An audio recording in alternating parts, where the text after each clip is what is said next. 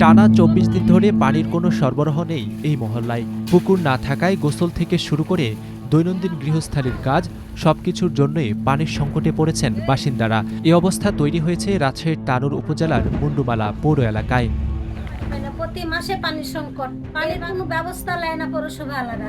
বিল দেওয়া পানি কিনা খাওয়া এটা তো অসম্ভব হয়ে যায়। জুলাই মাসের প্রথম অবস্থা থেকে আমাদের 5 দিন থেকে পানি ছিল না, মাঝখানে 3 দিন পানি আসলো। এত সমস্যা যে আমরা আমাদের মানে খাবার পানিটা পর্যন্ত আমরা পাই না। এই মাসে আমার প্রায় 1500 টাকা পানি কিনা হয়ে গেছে আমাদের ফ্যামিলি 5-6 জন মিলে। পানির অভাবে মানুষ বাধ্য হয়ে মহল্লার দুটি ব্যক্তি মালিকানাধীন সাবমার্সিবল পাম্প থেকে পানি কিনে ব্যবহার করছেন। এতে প্রতিদিন শুধু পানির জন্যই গুনতে হচ্ছে 50 থেকে 100 টাকা। পানির সংকট এতটাই তীব্র যে কেবল মানুষ নয়, গবাদি পশুর যত্ন নেওয়াও সম্ভব হচ্ছে না। ফলে কেউ কেউ গবাদি পশু বিক্রি করে দিচ্ছেন। এই যে আমার 2টা গরু সারাদিন মানে 40 কেজি পানি খাবে, সেখানে আমি তো খেতে পারছি না পানি। এখন গরুকে আমি কি খাবো? গরুগুলো পানি খাওয়ার লেগে ছটফট করছে, আমি এখন কি করবো? কোনো জলাশয় নাই, এগুলোকে খাওয়াবো, এটা তো জীবন, তো বাঁচাইতে হবে। তো 10-12 দিন থেকে গরু ধোয়া তো পড়েনি, খাওয়াই 1 ডল করে পানি, 4টা গরুতে 8 ডল করে পানি দিচ্ছি। 10 দিন হলো গরু বিক্রি করে দিয়েছি, লস করে হারা গরু বিক্রি করছে পানির অভাবে। মানুষ খেতে পায় না, তো গরু বকরি কিতে পানি খাওয়া। কিন্তু হঠাৎ করে কেন এমন পরিস্থিতি তৈরি হলো?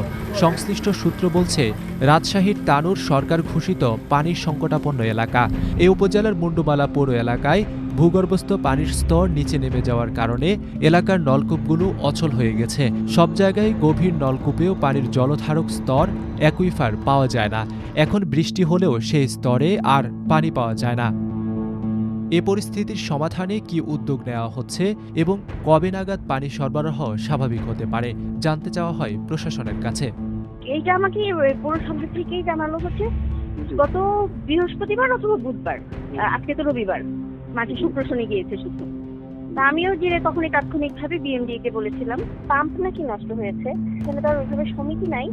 তো বিএমডিএ বললো যে এটা অবশ্যই একটা আবেদন করলে হয়তো বা রিপ্লেস করে দিতে পারে বিএমডিএ থেকে। যে আবেদনে না হয় তো সেক্ষেত্রে আমরা এখন এটা তো যাই হোক জনস্বার্থেই, তো আমি চিন্তা করেছি যে না হলে পৌরসভা থেকে এখানে একটা পাম্প রিপ্লেস করে দেওয়ার ব্যবস্থা করতে হবে। 2017 সাল থেকে মুন্ডুমালা পৌরসভার নিজস্ব গভীর নলকূপ এবং বরেন্দ্র বহুমুখী উন্নয়ন কর্তৃপক্ষ বিএমডি এর একটি গভীর নলকূপের মাধ্যমে পাইপলাইনে এ মহল্লায় পানি সরবরাহ করা হতো।